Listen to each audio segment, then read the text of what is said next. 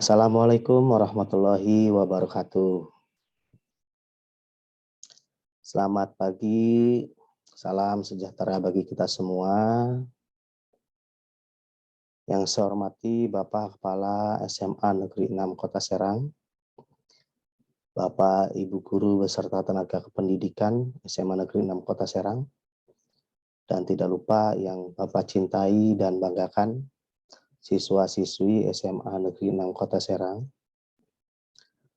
Pertama-tama mari kita panjatkan puji syukur kepada Allah Subhanahu wa Ta'ala, Tuhan Yang Maha Esa, yang senantiasa selalu memberikan kenikmatan kepada kita semua, nikmat lahir batin, sehingga pada kesempatan kali ini kita bersama-sama dapat mengikuti kegiatan masa pengenalan lingkungan sekolah beserta pembinaan akademik dan non-akademik bagi kelas 10, 11, dan kelas 12. Perkenalkan, nama Bapak Judi Mu'atalah yang biasa dipanggil Pak Judi, ditugaskan di SMA Negeri 6 Kota Serang sebagai guru fisika dan juga membantu kepala sekolah di bidang kurikulum. Yang kesempatan pada kali ini, Bapak akan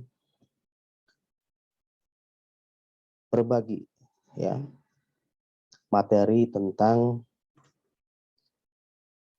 pembelajaran dan kurikulum. Baik, kita simak learning and curriculum di SMA Negeri 6 Kota Serang.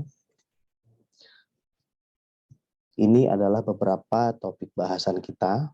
Agenda yang pertama, apa itu yang disebut dengan blended learning. Lalu topik kedua adalah implementasi kurikulum merdeka. Yang ketiga yaitu pembelajaran menggunakan Teams, Microsoft 365, Office 365. Ya. Perlu diketahui anak-anakku, untuk tahun pelajaran 2022-2023, kita SMA Negeri 6 Kota Serang memilih untuk di kelas 10 menerapkan atau mengimplementasikan kurikulum merdeka pada pilihan mandiri berubah.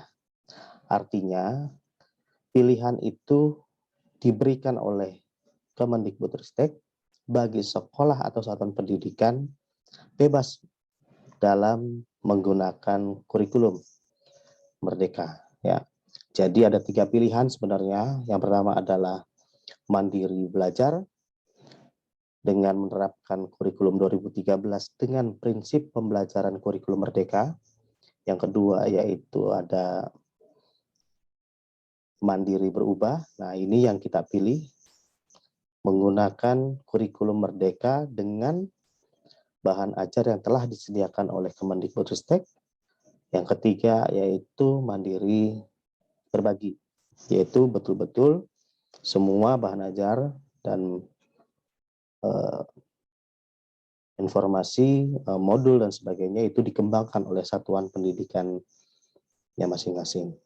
Jadi kita masih ada pilihan di mandiri berubah, sehingga pada tahun ini, tahun pelajaran ini bagi kelas 10, siswa-siswa yang masih atau baru ya di kelas 10 di SMA Negeri 6 Kota Serang akan menggunakan kurikulum merdeka. Ya.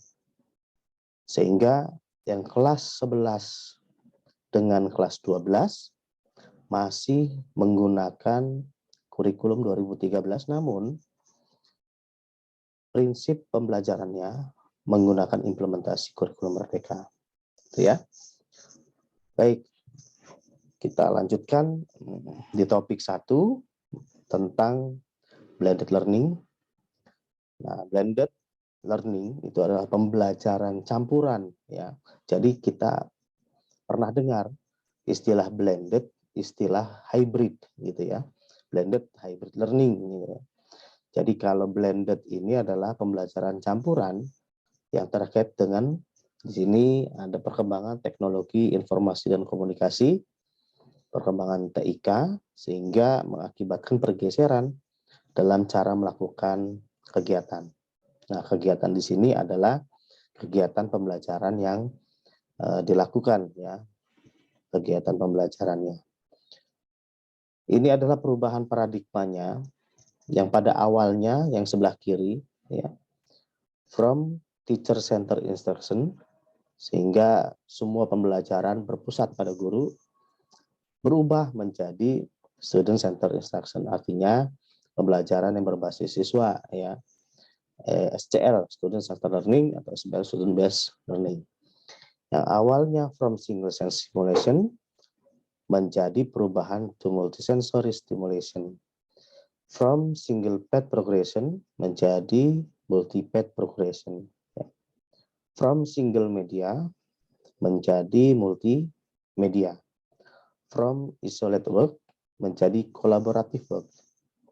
From information delivery menjadi information exchange. Artinya, dengan adanya perkembangan teknologi, maka dalam pembelajaran pun ada beberapa perubahan paradigma, ya.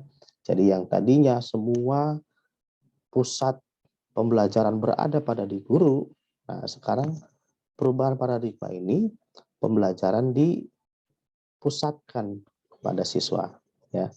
Yang tadinya hanya medianya papan tulis atau media, hanya mencatat dan sebagainya, maka dalam perkembangan teknologi menjadi multimedia. Ada beberapa media yang dapat mendukung dalam pembelajaran. Itu ya, salah satu contohnya. Kemudian di sini pendidikan pasca COVID-19, ya, dengan 2 tahun kemarin dari 2020 bulan Maret, anak-anak atau Indonesia ini mengalami pandemi COVID-19 yang mengakibatkan salah satunya di dunia pendidikan. Dalam dunia pendidikan, akibat adanya pandemi ini, maka pembelajaran diterapkan jarak jauh, bukan lagi pembelajaran tatap muka seperti atau konvensional. Sehingga dalam 2 tahun terakhir, semua siswa maupun guru beradaptasi, ya, beradaptasi. Yang tadinya konvensional tatap muka hanya di kelas dalam pembelajaran, tapi dalam 2 tahun terakhir ini memberikan positif, ya, positif ilmu dalam penggunaan teknologi dalam pembelajaran. Nah, revolusi industri 4.0 hadir lebih cepat dari yang kita bayangkan sebelumnya. Teknologi merupakan tantangan sekaligus peluang bagi perkembangan dunia pendidikan.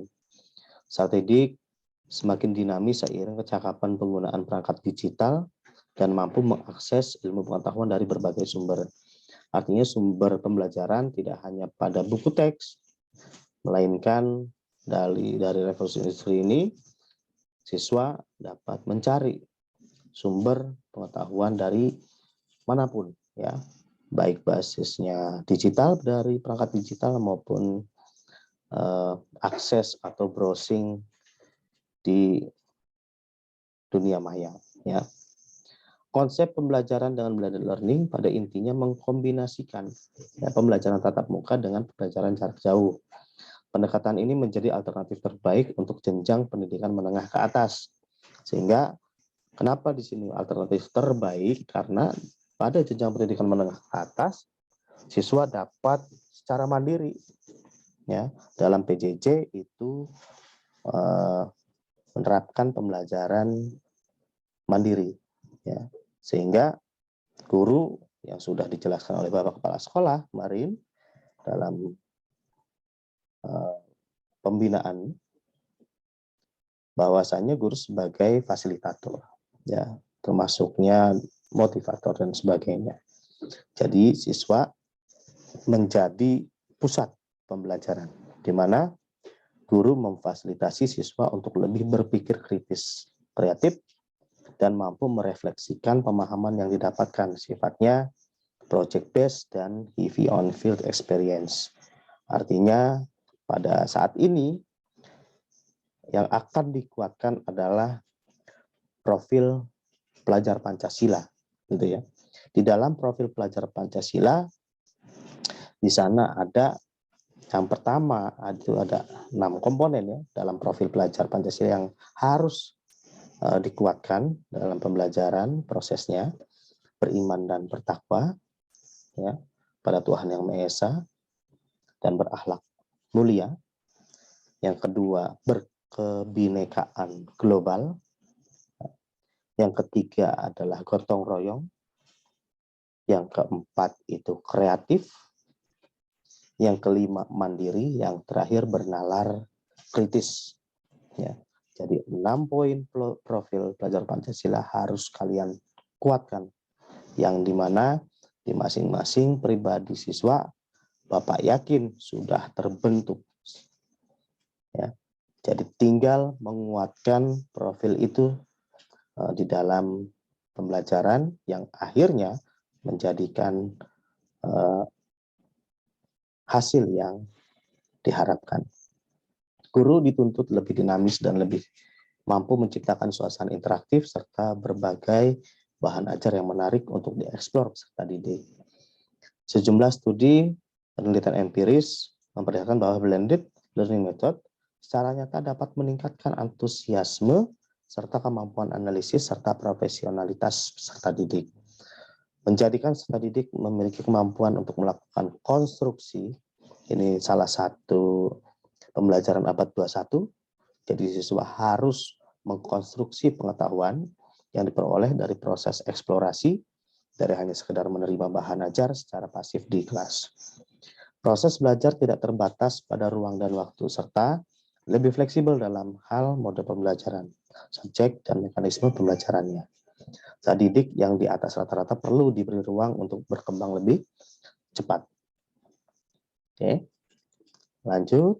Di sini pengertiannya tadi, suatu metode pembelajaran yang mengkombinasikan metode pembelajaran tatap muka dengan online learning. Yang seperti kita lakukan pada saat ini, walaupun ini adalah metodenya kombinasi. Ada tatap muka di kelas, ada juga pemberian materi secara online ya atau daring. Ini termasuk blended ya. Ini adalah diagram blended learning. Ini human ya, ada motivasi, personalisasi, feedback, influence and listening, relevan dan disiplin, serta teknologi. Itu ada mobilitasnya, structure, tracking, and control, self-study, reduce cost, and global reach. Sehingga dalam karakteristik blended learning itu adalah pembelajaran yang menggabungkan berbagai cara penyampaian, model pendidikan, gaya pembelajaran, serta berbagai media berbasis teknologi yang beragam. Sebagai sebuah kombinasi pendidikan langsung face-to-face, belajar mandiri dan belajar via online, pembelajaran yang didukung oleh kombinasi efektif dari cara penyampaian, cara mengajar dan gaya pembelajaran, serta pendidik dan peserta didik memiliki peran yang sama pentingnya. Ya. Nah ini termasuk dalam perkembangan teknologi, yaitu adanya pembelajaran digital. Dengan pembelajaran digital, siswa tidak lagi menggunakan gadgetnya, gawai untuk hal-hal yang tidak berguna, tapi mereka termotivasi untuk melakukan motivasi dalam hal ini dalam pembelajarannya.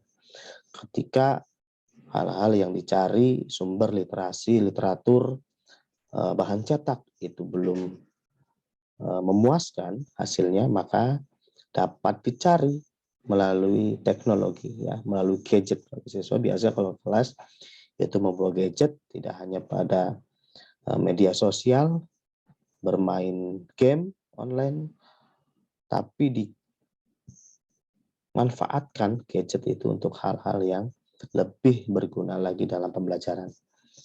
Nah, di sini salah satunya ada buku digital. Nanti kalian dapat mengakses buku digital secara online di buku ya. Websitenya buku.kemdikbud.go.id. Dari situ kalian bisa mencari apakah materi atau buku digital di kelas 10, 11 maupun kelas 12 di situ tersedia secara digital. Lalu ujian online, ya, bagi kelas 11 12 mungkin sudah merasakan kemarin pada saat pelaksanaan PAS maupun PAT itu kita ujian online di sekolah, ya. Jadi ujian daring, ya, dapat dilaksanakan pada penilaian formatif maupun sumatif. Yang ketiga, video conference, ya. Ini dalam pelaksanaan pembinaan akademik maupun MPLS ini kemarin sudah melakukan video conference secara online. Lalu ada video pembelajaran yang dapat membantu pemahaman siswa memahami suatu materi yang dapat diakses salah satunya melalui YouTube. Ya. Nah, itu sedikit gambaran tentang blended learning yang memang ke depan blended learning ini pasti akan diimplementasikan di SMA Negeri 6 Kota Serang, mengkombinasikan antara pembelajaran tatap muka dan juga pembelajaran jarak jauh.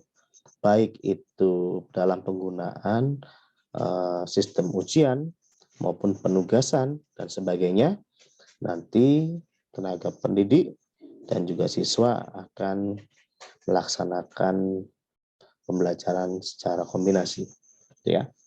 Nah, ini tidak kalah penting dan fokus kita, ya, di topik 2 yaitu implementasi kurikulum merdeka di SMA Negeri 6 Kota Serang. Baik. Di sini dari buku saku dari implementasi kurikulum merdeka IKM dari Kemendikbudristek, ya. Di sini dijelaskan keunggulan dari kurikulum merdeka lebih sederhana dan mendalam. Artinya apa? Fokus pada materi yang esensial dan pengembangan kompetensi peserta didik pada fasenya. Ya, jadi dari fase A, ya, untuk pendidikan dasar menengah itu dari fase A hingga fase F. Sehingga kalau di sekolah menengah atas di SMA, maka di kelas 10 itu berada pada fase E. Nanti di kelas 11-12 itu berada di fase F dengan berbagai capaian pembelajaran tingkatannya yang berbeda. Belajar jadi lebih mendalam, bermakna, dan menyenangkan. Lalu keunggulan yang kedua, lebih merdeka. Dalam hal peserta didik tidak ada program peminatan di SMA. Peserta didik memilih mata pelajaran sesuai dengan minat, bakat, dan aspirasinya. Artinya, di kelas 10 ini tidak ada peminatan. Kelas 11-12 juga tidak ada peminatan. Sehingga untuk di kelas 10 ini berlaku umum. Ya, jadi makanya nanti pembagian kelas tidak ada lagi yang namanya 10 MIPA, 10 IPS. Ya, jadi tidak ada program peminatan di SMA. Oke.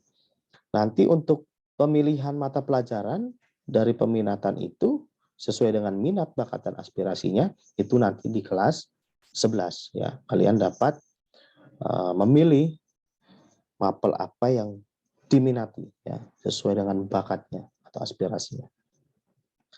Dalam hal guru mengajar sesuai dengan tahapan capaian dan perkembangan peserta didik.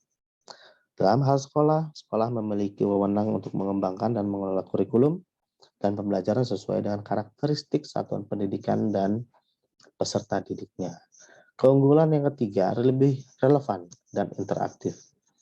Maksudnya pembelajaran melalui kegiatan proyek yang memberikan kesempatan lebih luas kepada peserta didik untuk secara aktif mengeksplorasi isu-isu aktual untuk mendukung pengembangan karakter dan kompetensi profil pelajar Pancasila. Sehingga nanti untuk yang di kelas 10 dalam mengimplementasikan kurikulum merdeka, ya, nanti akan dibagi dua pembelajaran, intrakurikuler dengan proyek. Ya. Jadi intrakurikuler itu yang mengajar atau dalam pembelajaran di kelas dengan mencapai capaian pembelajarannya. Untuk proyek, nah proyek ini bukan proyek mapel terpisah, namun proyek di sini maksudnya adalah proyek penguatan profil pelajar Pancasila. yang tadi sudah Bapak jelaskan, ada 6 poin untuk profil pelajar Pancasilanya ya. Jadi proyeknya adalah untuk menguatkan dari profil pelajar Pancasila. Ya. Untuk yang kelas 11 dan 12 juga sama, walaupun kita memakai kurikulum 2013, tapi dalam proses pembelajaran menggunakan prinsip dari kurikulum Merdeka dengan pembagian intra dan proyek. Nah, di sini tadi yang sudah Bapak jelaskan, di sini muatan pembelajaran ada intrakurikuler, ada proyek, dan juga ekstrakurikuler, di mana ekstrakurikuler itu di luar daripada jam wajib. Ya. Nah, intrakurikuler di sini ada wajib dan tambahan. Untuk wajibnya beban belajar memuat semua mapel yang bersifat nasional. Materi pembelajaran setiap mapel mengacu pada capaian pembelajaran di setiap mapel, gitu ya, dan diatur dalam kegiatan reguler. Untuk tambahannya dapat memuat bimbingan konseling di kelas dan juga diatur dalam kegiatan reguler. Jadi nanti untuk bimbingan konseling nanti terjadwal secara reguler untuk melayani siswa dalam konseling. Yaitu muatan yang kedua adalah proyek. Wajib secara wajib proyek penguatan profil pelajar Pancasila dan muatan pembelajaran mengacu pada 7 tema proyek profil pelajar Pancasila. Ya, diatur dalam kegiatan proyek dengan tambahannya memuat tema proyek yang menjadi karakteristik dan diatur dalam kegiatan proyek. Nanti secara mendalam itu proyek akan disampaikan waktunya di kemudian hari, ya, besok insya Allah oleh Pak Haji Sanusi dan juga oleh koordinator maupun fasilitator daripada proyek penguatan profil pelajar Pancasila. Lalu ekstrakurikuler, untuk di sini ada wajib pramukaan karena kita masih mengacu ada di kelas 11 dan kelas 12. Pramukaan adalah ekskul wajib di dalam kurikulum 2013 dan tambahannya siswa dapat memilih satu minimal untuk ekskul pilihan. Yang Bapak harapkan siswa-siswi SMA Negeri 6 Kota Serang dalam keseharian itu dapat memilih, tidak hanya belajar di kelas secara reguler, tapi siswa dapat aktif baik di OSIS, MPK maupun di ekstra kurikuler, ya, minimal satu aktif. Karena ini menjadi pembelajaran di luar non akademik yang dapat mengembangkan profil pelajar Pancasila itu juga. Oke, kita lanjut. Ini adalah struktur kurikulum kelas 10. Ya. Ini adalah mata pelajarannya di kelas 10.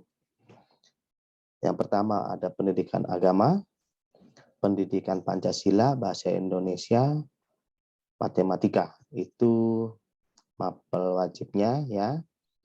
Lalu ada mapel IPA. Jadi kalau di SMP kemarin juga ada mapel IPA jadi satu. Nah, di sini di kelas 10 juga sama, ada mapel IPA. Jadi IPA di sini di dalamnya ada fisika, kimia, dan biologi. Jadi nanti secara reguler itu akan dipelajari kalian di kelas 10 secara terpisah ya, fisika, kimia, dan biologinya. Lalu ada pelajaran IPS yang di dalamnya ada mata pelajaran sosiologi ya, terkandung sosiologi, ekonomi, sejarah, dan geografi. Itu pelajaran IPS. Lalu ada bahasa Inggris, pendidikan jasmani, olahraga, dan kesehatan, informatika, seni, dan PPBK. Sehingga di sini ada alokasi intrakurikuler per tahun ya. Di sini kita ada alokasi jam, ini adalah per tahun. Ya, ketika ini contoh saja ada pendidikan agama 72 jam itu setahun. Kalau kita konversikan per minggu karena satu tahun 36 minggu, maka ada 2 jam pelajaran di setiap minggunya untuk pendidikan agama. Dan 1 jam per minggunya atau 36 jam per tahun itu dialokasikan untuk proyek, ya. Sehingga dalam 1 minggu atau 1 tahun untuk intrakurikuler, alokasi waktunya sebesar 1098 jam atau 30%, ya, 30,5 jam, atau kalau dipresentasikan secara dengan total, ya, itu 69,32%, hampir 70%. Ya, kita belajar intrakurikuler dan proyeknya dialokasikan sejumlah 30,68%. Ya, ini adalah struktur kurikulum di kelas 10, sudah menerapkan kurikulum merdeka. Ya, nah, untuk struktur kurikulum kelas 11 dan 12, ya, maka kita masih pakai kurikulum strukturnya ke 2013 dengan ada kelompok A, kelompok B, dan kelompok C. Nah, kelompok A wajib, B wajib. Di situ sama, ya, agama, Pancasila, bahasa Indonesia, matematika, sejarah Indonesia, bahasa Inggris, seni budaya, penjas, dan prakarya, itu kelompok A dan B wajib, dan kelompok C sesuai dengan peminatannya. Kalau MIPA itu ada matematika, biologi, fisika, kimia, dan di MIPA itu untuk lintas minatnya ada bahasa Jerman. Ya. Untuk IPS, kelompok C peminatannya itu di mata sejarah, geografi, ekonomi, sosiologi, dengan lintas minat sastra Inggris. Sehingga dalam proses pembelajarannya kita menggunakan prinsip kurikulum merdeka juga. Kita akan bagi alokasi intra dan juga alokasi waktu untuk proyek. Ya, sehingga ada pembagian presentasinya untuk intra 73,86%, untuk proyek 26,14%. Ya, sehingga nanti kelas 10 dan kelas 11 itu akan bersama dalam waktu belajarnya. Ya, sehingga nanti ada waktu belajar untuk intra, ada waktu belajar untuk proyek. Nah, ini adalah pengorganisasiannya, pembelajaran di kelas 10. Ya, saya rasa ini hampir sama dengan yang sebelumnya di struktur, hanya saja ini sudah dibagi per bulan, ya, selama 1 tahun. Itu ada kegiatan intra yang atas dan juga yang bawah ada kegiatan proyek. Ya, jadi nanti untuk tema dari 7 tema dalam 3 tahun, maka di tahun pertama kita akan memilih, ya, kita akan melaksanakan proyek 3 tema. Tema bangun jiwa dan raganya, kearifan lokal, dan juga tema gaya hidup berkelanjutan. Ini selanjutnya adalah pengorganisasian pembelajaran di kelas 11 dan 12. Ya, sama, yang paling atas itu intra dan bawahnya adalah proyek. Ya, jadi nanti secara reguler dalam 1 minggu ada intra dan juga proyek yang membagi 70 dan juga 30% alokasi waktunya. Nah, ini adalah jam belajarnya, ya, anak-anak, baik kelas 10, 11, maupun 12, dari hari Senin sampai hari Jumat, 5 hari belajar. Ya. Waktunya masuk pukul 7.30, ya, di hari Senin. Semuanya sama sampai hari Jumat, masuk pukul 7.30, dan keluar atau pulang itu hingga pukul 15:10, jam 3, ya. Nah, ini pembagian dari jam pertama sampai jam terakhir. Di hari Senin ada upacara di awal 2 jam, lalu dilanjutkan intrakurikuler KBM. Hari Selasa, Rabu full KBM intrakurikuler, ya, melaksanakan pembelajaran di kelas. Dan hari Kamis, nah sini dilihat pada waktu pagi selama 6 jam awal, 7 jam, ya. Ada yang 6 jam, ada yang 7 jam KBM di hari Kamis. Sehingga kalau di kelas 10 itu akan diadakan intra atau belajar di kelas sampai jam ke-7 di sini, ya. Karena 5-nya istirahat pertama, maka ada 2 jam setelah istirahat pertama itu masih intra, dan sisanya setelah istirahat kedua kelas 10 akan dilaksanakan pendampingan proyek oleh koordinator maupun fasilitator proyeknya, ya. Kalau kelas 11-12 KBM sampai pada 1 jam terakhir, 1 jam di awal setelah istirahat kedua. ya, sampai jam 1:10, dan sisanya 3 jam itu pendampingan proyek.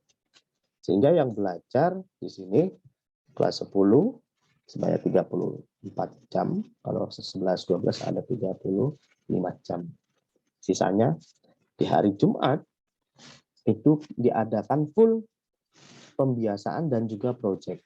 Jadi setiap minggunya, nanti setiap hari Jumat itu akan ada kegiatan pembiasaan secara bergantian. Entah itu pembiasaan budaya literasi, atau pembiasaan sehat, jasmani rohani, ya, atau pembiasaan lainnya nanti yang dijadwalkan dari kesiswaan. Yang sisanya setelah istirahat jam 9 itu sudah kita mulai kegiatan proyek, ya. Baik dari perencanaan, memilih judul, menganalisis data atau sebelumnya mengumpulkan data, menganalisis hingga kesimpulan itu dapat digunakan waktunya di hari Jumat full untuk proyek. Ya. Jadi ini adalah jam belajar di tahun ajaran baru kita, maka ada pembagian setiap minggunya itu intra dan kegiatan proyek. Ya. Selanjutnya, nah, untuk penilaian pembelajaran sesuai dengan SNP dan hasil penilaian dalam standar penilaian, SMA Negeri 6 Kota Serang juga menggunakan 2 macam penilaian, yaitu penilaian formatif dan juga penilaian sumatif. Formatif bertujuan untuk memantau dan memperbaiki proses pembelajaran serta mengevaluasi pencapaian tujuan pembelajaran. Ya. Penilaian sumatif untuk menilai pencapaian hasil belajar peserta didik sebagai dasar penentuan kenaikan kelas dan kelulusan dari satuan pendidikan. Penilaian hasil belajar untuk penentuan kelulusan dari satuan pendidikan dilakukan dengan melalui mekanisme yang ditentukan oleh satuan pendidikan dengan mengacu pada standar kompetensi lulusan. Jadi nanti kalian ada 2 penilaian formatif dan sumatif. Ketika formatif itu di saat proses pembelajaran, ada PH, penugasan, dan sebagainya. Sumatif itu nanti akan dilaksanakan di akhir oleh guru mapel maupun pada pelaksanaan oleh sekolah di penilaian akhir semester maupun di penilaian akhir tahun. Kalau untuk kelas 12 ada ujian sekolah. Nah, ini untuk penilaian. Untuk ini ada perbedaan dalam laporan penilaian di buku raport, ya. Jadi kalau kelas 11 12 di kurikulum 2013, penilaian sikap pengetahuan dan keterampilan itu terpisah. Jadi sikap di sangat baik, cukup, kurang. Pengetahuan kelas 11 12 dengan KPM 76, misalkan pengetahuan itu ada nilai tersendiri dari kompetensi pengetahuan, kompetensi dasar dari pengetahuannya, dan nilai keterampilannya pun terpisah, ya, kelas 11 12. Namun untuk kelas 10, untuk penilaian ini adalah menjadi satu. Jadi nilai sikap, pengetahuan maupun keterampilan itu dijadikan rata-rata jadi satu, sehingga nilai untuk laporan setiap mapel hanya ada satu nilai yang mencakup dari sikap, pengetahuan, dan keterampilan. Ya, itu bedanya. Oke, kita lanjutkan. Ini kriteria kenaikan kelas, ya. Peserta didik dinyatakan naik kelas harus memenuhi sebagai berikut: menyelesaikan program pembelajaran dibuktikan dengan raport tiap semester. Kalau kelas dulu, ya, ada nilai atau nilai program dari semester 1 dan 2. Lalu yang selanjutnya memperoleh nilai sikap, relasi, nilai, mengikuti ujian akhir sumatif, lalu mengikuti ujian akhir semester kenaikan kelas itu dapat berupa portofolio, penugasan tulis baru, dan atau bentuk kegiatan lain. Biasanya ujian akhir ini dalam bentuk PHS atau PAT itu dalam bentuk tes tertulis. daring, secara daring. Ya. Menuntaskan proyek penguatan profil pelajar Pancasila ini untuk kelas 10-nya. Ya. Untuk kelas 11, 12 juga sama. Itu sebagai pengalaman bermakna. Ya. Ditetapkan oleh satuan pendidikan melalui rapat Dewan Guru. Jadi tidak hanya 1-2 guru, tapi seluruh guru yang mengajar di kelas itu ditetapkan oleh satuan pendidikan melalui rapat, dan satuan pendidikan wajib menyampaikan nilai pada dalam bentuk raport pendidikan ya setiap semester. Lalu di sini ada kriteria kelulusan, ini khusus kelas 12, menyelesaikan seluruh program dari semester 1 sampai semester 6, memperoleh nilai sikap perilaku minimal baik, lalu mengikuti ujian sekolah ya. Lalu dapat berbentuk portofolio penugasan tes tertulis maupun bentuk lainnya, dan untuk ujian dilaksanakan pada semester ganjil dan atau semester genap pada akhir jenjang untuk mempertimbangkan capaian standar kompetensi lulusan. Ya, tetap sama, kelulusan ditetapkan oleh satuan pendidikan melalui rapat Dewan Guru. Ya, itu adalah kriteria kelulusannya. Oke, saya rasa untuk implementasi kurikulum mereka secara garis besar seperti itu ya. Jadi dalam proses pembelajaran nanti di tahun pelajaran 2022-2023 secara garis besar siswa kelas 10, 11 maupun kelas 12 akan melaksanakan pembelajaran, ada intrakurikuler, ada proyek penguatan profil pelajar Pancasila, dan juga ekstrakurikuler ya. Di sini untuk kelas 10 nanti bagi siswa kelas 10 yang memang sudah pernah menggunakan aplikasi Teams ya, Office 365 dari Microsoft, dan juga kelas 11-12 juga sama sudah berjalan. Nanti untuk kelas 11-12 itu memakai akun atau user yang sebelumnya ya, itu tetap digunakan. Nanti untuk secara teknis timnya itu melalui undangan kelas atau tim dari Bapak Ibu guru ya. Jadi nanti untuk kelas 10 nanti kita akan bagikan akunnya ya, akun Office 365 untuk menggunakan Teams atau berbagai produk dari Microsoft secara leluasa ya. Jadi ini pembelajaran menggunakan aplikasi Teams Microsoft 365 yang di dalamnya itu layanan langganan berbasis cloud dengan peralatan terbaik yang memungkinkan semua orang bekerja dengan cara modern ya. Jadi ini salah satu alat ya dalam pembelajaran digital. Mungkin nanti ada ujian online kita menggunakan Office 365 ya. Dan juga memungkinkan menghasilkan berbagai banyak hal di mana saja di semua perangkat ini.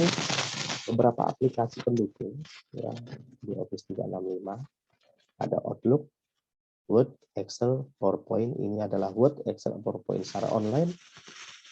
Siswa dapat berkolaborasi Microsoft Word, Excel maupun PowerPoint ya. Lalu ada OneNote, kolaborasi juga bisa di sini.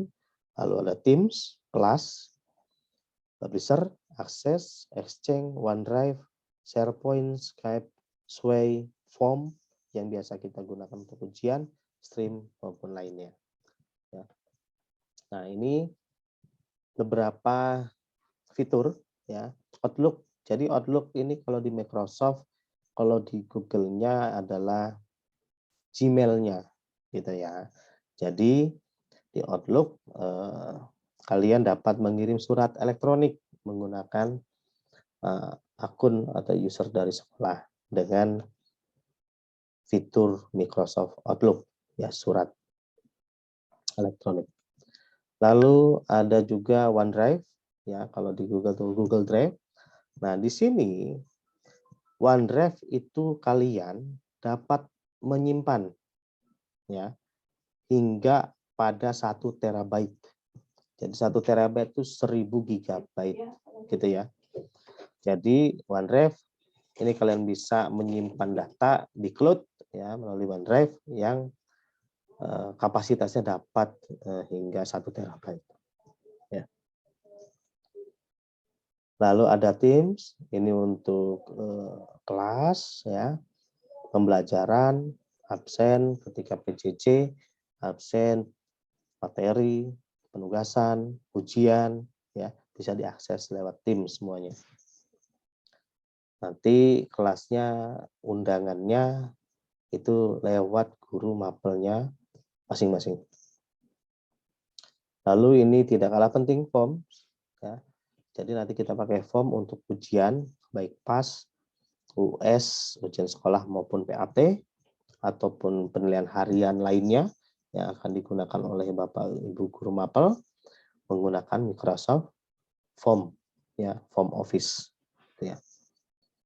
Ini fiturnya. Nah, untuk cara mengaktifkan akun ketika user sudah dibagikan dan juga cara pembelajarannya itu kalian simak ya video YouTube ya yang sudah Bapak upload. Nanti ada di sana cara mengaktifkan akun dan masuk kelasnya, caranya, dan juga bagaimana pembelajaran menggunakan Teams ya. Nanti kalian simak setelah Bapak tutup sesi ini ya. Setelah Bapak tutup sesi ini, yang mudah-mudahan kalian pahami ya bagi kelas 10 khususnya untuk menggunakan Teams ya, dari Microsoft Office 365. Baik, mungkin itu beberapa hal yang Bapak dapat sampaikan. Mudah-mudahan ini menjadi langkah awal untuk kalian mencapai hal yang dicita-citakan baik setelah lepas lulus dari SMA Negeri 6 Kota Serang maupun dalam hal proses pembelajaran yang dilaksanakan di SMA Negeri 6 Kota Serang. Mungkin itu saja yang dapat Bapak sampaikan. Terima kasih atas perhatiannya dan mohon maaf ketika ada beberapa kata Bapak yang menyinggung ya. Dan terakhir Bapak menyarankan bahwa setiap siswa ketika ada kesulitan ya dalam proses pembelajaran, dalam menggunakan alat pembelajaran, itu jangan sungkan-sungkan untuk bertanya kepada wali kelas, guru mapel maupun Bapak sendiri ya. Tinggal japri Bapak ada di grup kelas, tinggal japri sesuai dengan etika dalam menggunakan gadget. Oke. Itu saja yang Bapak dapat sampaikan. Akhir kata, Assalamualaikum warahmatullahi wabarakatuh. Selamat pagi, salam sehat.